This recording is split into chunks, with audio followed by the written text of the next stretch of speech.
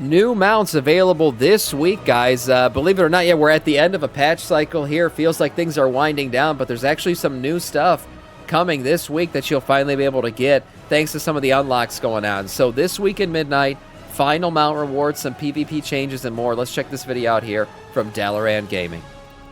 How's it going? My name is Dal. I know pretty much everybody's waiting for patch 12.1 seasonal update, but there are things right now you can do over on the live realms of Midnight in the patch 12.7 that can actually help you better prepare for a season 2 content. This week in particular, we got a handful of mounts that you can finally obtain, specifically when it comes to some of the invasion zones of Val and Nightel that are finally fully unlockable, which means you can obtain all of those collectibles to add them to your mount journal, as well as mounts you should probably start paying attention to right now, since the event of Turbulent Timeway is actually going to be going away very soon. This week, we also do have some new PvP changes that will potentially affect the way that the ladder looks, especially if you're still working on your seasonal rewards and progression, but there's also other conveniences this week as well. So for today's video, I really wanted to do a This Week in Midnight, going over all of the newest things that have hit the live realms.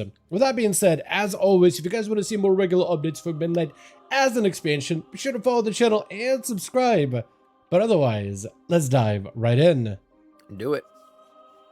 As of this week, you should finally be able to finish out all of the necessary achievements in order to obtain some of the best collectibles from the invasion zones of both Val and Nightel. Specifically, what I'm talking about are some of the mounts that are available for these zones. As of last week, Nightel mount, which is the Netherforged Null Frame, was technically available, but this week specifically, if you've been keeping up with all of them, you will be able to finish out the final mount that's going to be available this week, which is the Void Mancer's Another surfboard. I've never been a big fan of the surfboard mounts, I'll be honest. And why did they make it cost, what the hell is that currency? The purple triangle. Something, I have so much of it, I don't even know why it's costing 15, but anyways, it's such a minimal amount. I guess it doesn't matter. Yeah, it's only 15. I think originally they had a much higher cost after the unlock, and everyone got pissed, so they changed it on the PTR.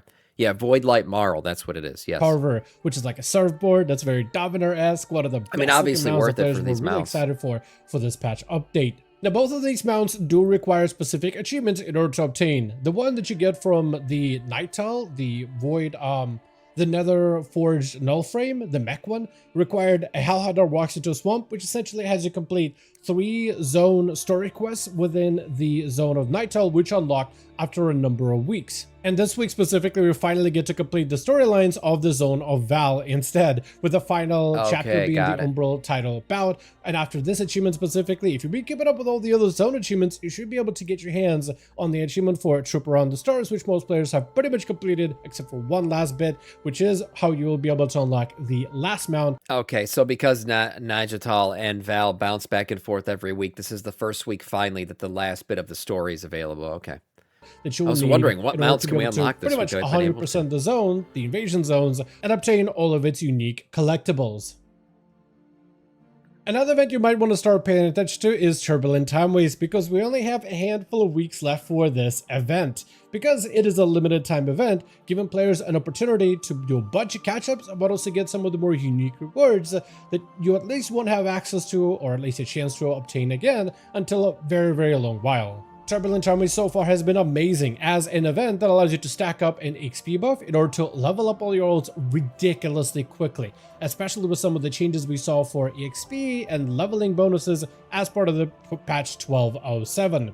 Giving players the best opportunity to get a bunch of characters ready before season 2, which is essentially what I am doing as somebody who likes to get all of my classes up and running as soon as the expansion launches. Turbulent Timeways is great for this. There's been a bunch of people running Turbulent Timeways and leveling up, so if you want to level up an alt, yeah, it is a good time for it. I was a little slower for Midnight specifically, but for season 2, all of my characters, literally one of every single class, is ready and waiting for the next upcoming seasonal content. The update is also fantastic for any of you that are looking to get some easy heroic track gear, as completing just a couple of time walking dungeons on all of your alts were to an additional heroic track item from the current season's raid roster, which helps you get ready for the season 2 content. Also, Turbulent Timeways, as usual, comes with a brand new mount for players to obtain. All you have to do is obtain the Master of the Turbulent Timeways 5 achievement, which has you obtain the buff of Master of the Timeways, or refresh it for 4 weeks in a row. Either whether you build it back up fully or refresh it, either way works, but you have to have this buff available on you for 4 weeks. So time is running out with this event coming out and ending real soon. So if you're still trying, this amount is great though. And by the way, like if you do miss it, say you've already missed too many weeks and you're like, oh shit, now I can't get the buff enough times. You can buy it. The next season you'll be able to buy this one. That's how they've done it every single season. So if you miss it this season, when the next season comes out, you can buy the previous season's Mastery of Timeways mount for a couple Time Warp badges.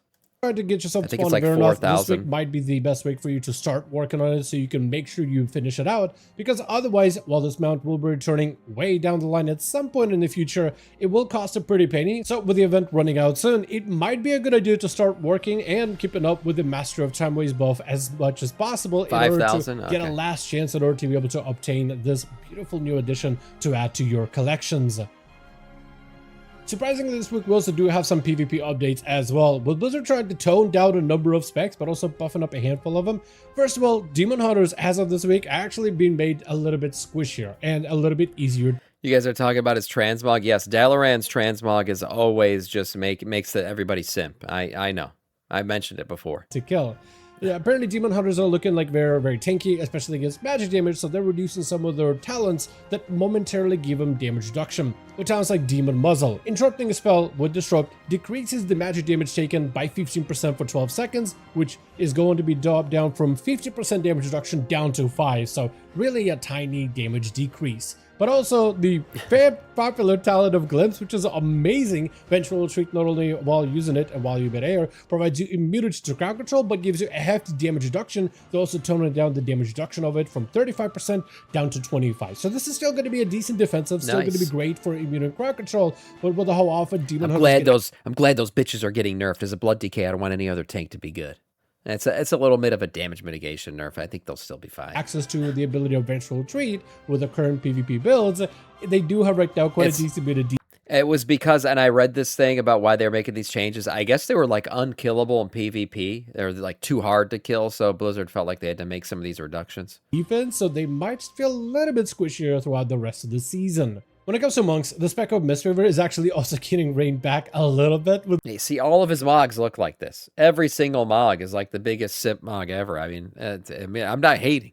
He does a great job with them, I have to say. This update, specifically when it comes to their AoE healing when enemies are stacked together. Because if you have a class with a bunch of pets like Demonology Warlocks or even Unholy Death Knights, any class that creates a bunch of hit targets for you to hit, Mistweaver healing goes out into the stratosphere. They just become unmatched when it comes to their output, simply because of the talent of Way of the Crane, which makes it so that Spinning Crane Kick actually turns that damage into a heal. And when you have so many targets in a target-rich environment, you just spin to win. Literally, while you're spinning, no one around you can die. So they're actually toning this down significantly.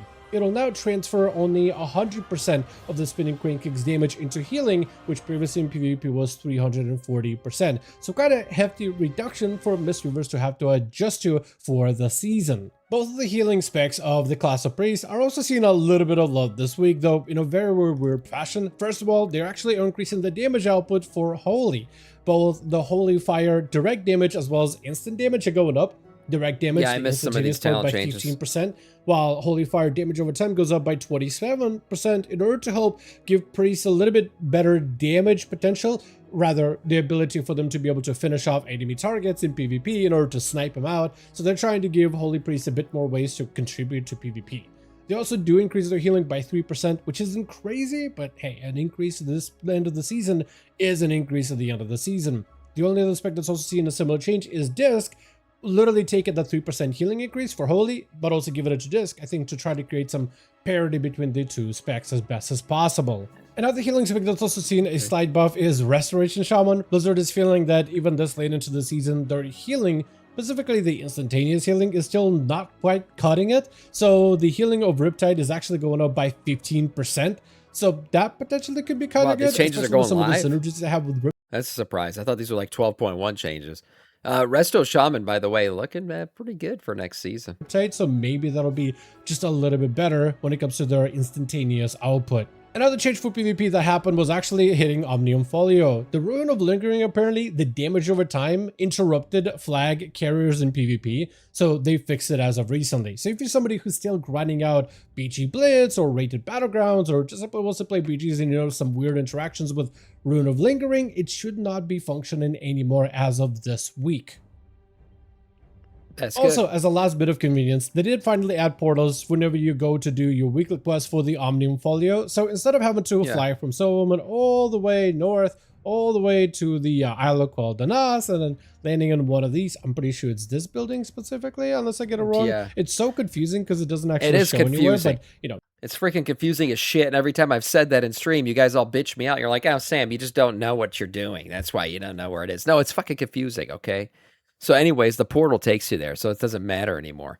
It's in silver. Yeah, there's a portal, I know, so it doesn't matter exactly. But some people have asked me, and I saw it the other day, you know, in a YouTube comment, saying, hey, I'm coming back. Like, what do I need to do? Really, the only thing you need to do is this. You just got to do the Omnium Folio shit. Because that buff is going to carry on the rest of the expansion, so you're going to have to get that done. Might as well do it before all the new shit comes out in 12.1. So just get it done. Yeah, you do the story, exactly. Do the story quests, run through all that, and then do the Omnium Folio shit. So that way you're just ready with that. And then if you want to gear out, you could do Turbulent Timeways and stuff. But really, this is like the one quest line beyond, obviously, the main storyline that you should do. Is the Omnium Folio stuff. Once you figure out your way to get to the folio, you no longer have to do that weird trek and a weird fly in order to get access to the weekly quest for it, which is definitely still worth doing, because apparently Folio is continuing into second season. And while a lot of players still feel like Omnium Folio by itself just doesn't really feel like a lot of player power, since it is basically free player power that just plays in the background passively that continues into the second season, there's so few reasons for you to not get the weekly quests out of the way, especially since the weekly quests now come with a portal that takes you straight to the Folio. So take advantage of this change as soon as possible to try to get your weeklies out of the way, since we will be utilizing the Folio in the future. I wouldn't be surprised if Blizzard continued to buff Folio and gave it more runes over the next few patches and updates. So as long as you get it done on your main character and get the quest done at least on one tune in preparation for season 2, then you should be kept up with your Folio and getting the most amount of power you can get out of your character throughout potentially the rest of the expansion. But with that being said, as always, I do want to thank all of you guys so much for watching, and I hope you guys did enjoy this video. If you did enjoy this update or found it informative, go ahead and give this video a like, as I would very much appreciate it. Be sure to join our Discord community if you want to keep up with all things Midnight. Link to our Discord is in the description of every single video post over on the channel. Let me know your thoughts in the comment section down below. And as always, I'll see all of you guys in the next one.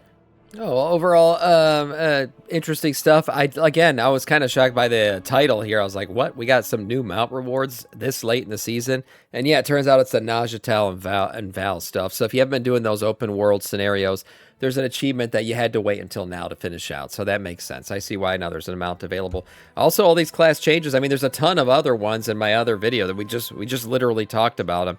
Huge changes coming. Those are a few kind of lingering ones that are happening right now live with servers. So, interesting stuff. We'll see. We're getting close to 12.1, so finish out all those other rewards, including the Virnoth one and any seasonal stuff going on. Nice video overall from Dalaran Gaming.